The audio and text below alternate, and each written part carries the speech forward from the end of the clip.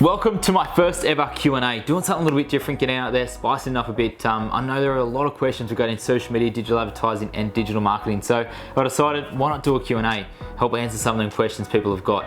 So let's kick it off, let's get into it. First question, what distinguishes your brand from your competitors? Well, realistically, it comes down to this. You've got to be unique. You can't have a brand that is identical to someone else's brand. You can't copy what they're doing. You've got to put up your own sort of content. You've got to be a little bit different in what you do to actually stand out in the crowd now. Every business has got a unique point. Every business has got a story to tell, and yours especially has got its own story to tell. So really think of what it is that you want to sort of share with everyone and make it unique for yourself. Tell your own story, don't tell someone else's. Next question, what social media networks are best for small businesses? Well, it really depends on your type of business and also your target market. Now, for many businesses, I'd say the top 3 platforms, depending on which business category you fall into. Number 1 would be Facebook. Facebook is the absolute king of social media. It has got a large number of people using the platform daily. It's also got a large level of engagement on there as well. The next one will be Instagram. Now, Instagram is an image-based platform, so you've got to remember that when you're using the platform. It's heavily image-based, very little promotional based on there as well, promotional content.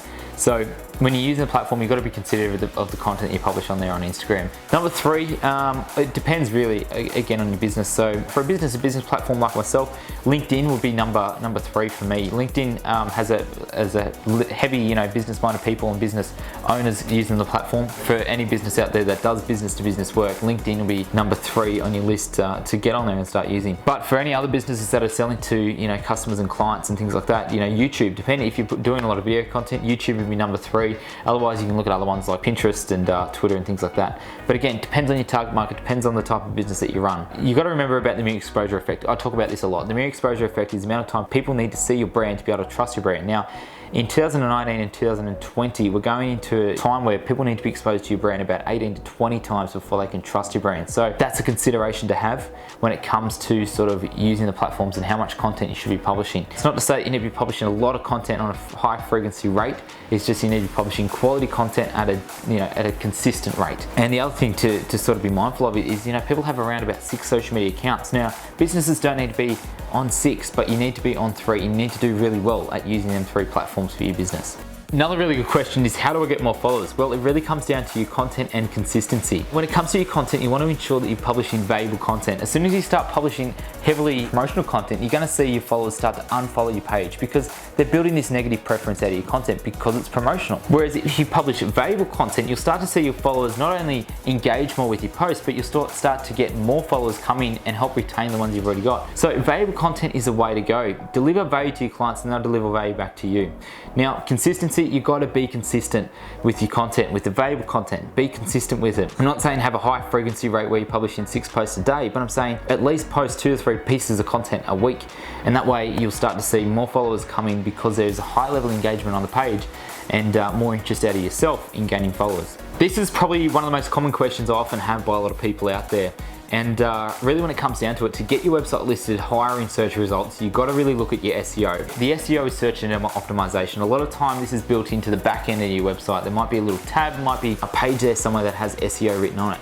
But within that tab, you want to ensure that your site descriptions, your page descriptions, your site titles and page titles are all optimized with keywords. Now, keywords are essentially words that you can pull and generate off your website that reflect the products or the services you provide, and just really ensure that you are embedding the right amount of keywords and the right amount of text into these descriptions and site titles to be able to really optimize that for your search engine results. The other half of that is you want to ensure that your website is responsive on all platforms, that being desktop, laptop, and mobile, and also tablet. Google now expects sites to be responsive on these platforms, and the reason being is because when someone searches for your business, say on a mobile, they actually won't show your website if it's not responsive on the mobile. The last thing Google wants is people to have a negative user experience on their platform or even on your website. So they're just taking care of you to ensure that you're not building this negative influence on people when they visit your website if it's not optimized for mobile.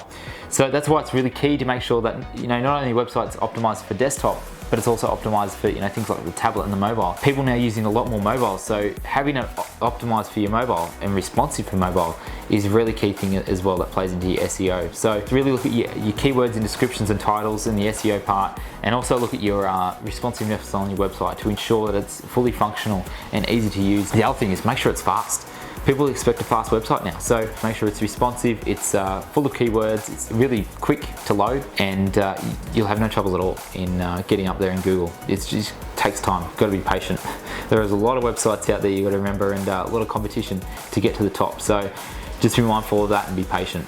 There we go, guys. Thanks very much for watching the first ever Q&A. Maybe doing a few more in the near future, but if you do have any questions, pop them in the comments here below and I'll get answering on them as well.